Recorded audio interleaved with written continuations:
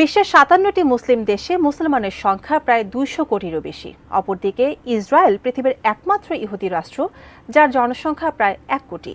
কিন্তু এই ক্ষুদ্র জনগোষ্ঠীর সামরিক শক্তির সামনে আজ কোটি কোটি মুসলমান অসহায়। ইসরায়েলের নির্যাতনের মুখে ফিলিস্তিন অস্তিত্ব সংকটে পড়েছে। তবে প্রশ্ন থেকে যায়, বিশ্বের মুসলিম দেশগুলো কেন একজোট হয়ে ফিলিস্তিনের পাশে দাঁড়াচ্ছে না? বিস্তারিত আরিফ হাসানের প্রতিবেদনে।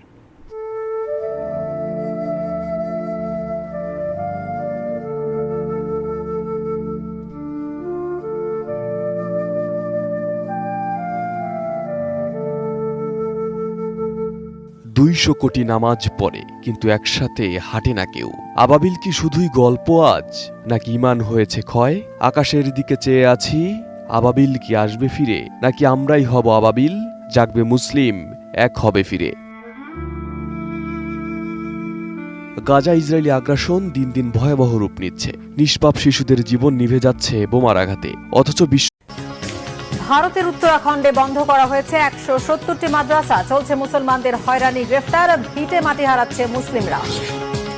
ভারতে মোদি সরকার কেন একের পর এক মুসলিম বিরোধী আইন করছে? তারা কি ইসরায়েলের মতো মুসলিম নিধন চায়?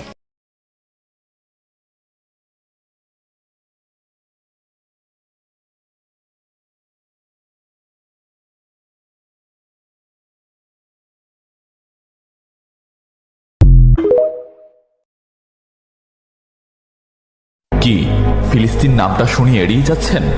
যান, এড়িয়ে যান। কেননা ফিলিস্তিন তো আর আমাদের বাংলাদেশ না। কোনো সমস্যা নেই, এড়িয়ে যান।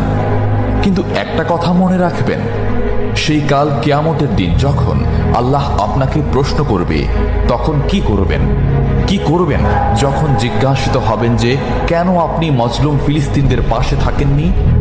জানি উত্তর দিতে পারবেন না, কারণ আপনার নিজেরই জানা নেই এর উত্তর কি হবে।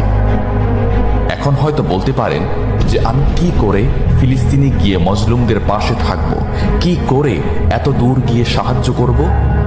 হ্যাঁ, এইরকম প্রশ্ন যদি আপনার মনে উদয় হয়ে থাকে, তাহলে অবশ্যই আপনার মনে অলসতা আর বজ্রে ভরা। এই আধুনিক যুগে অস্ত্রের চেয়ে পাওয়ার হচ্ছে মিডিয়া, তাই মিডিয়ায় বেশি বেশি করে তা প্রচার করুন। হ্যাশট্যাগের মাধ্যমে প্রতিবাদ করুন। এই ক্ষুদ্র প্রতিবাদ একদিন অনেক বড় প্রতিবাদ হয়ে দাঁড়াবে। বিজয় একদিন ইসলামেরই হবে। फलस्तीनियों के लिए करबला का मैदान सज चुका है और तमाम मुस्लिम ममालिक कूफा वालों की तरह खामोश रहकर सिर्फ तमाशा देख रहे हैं।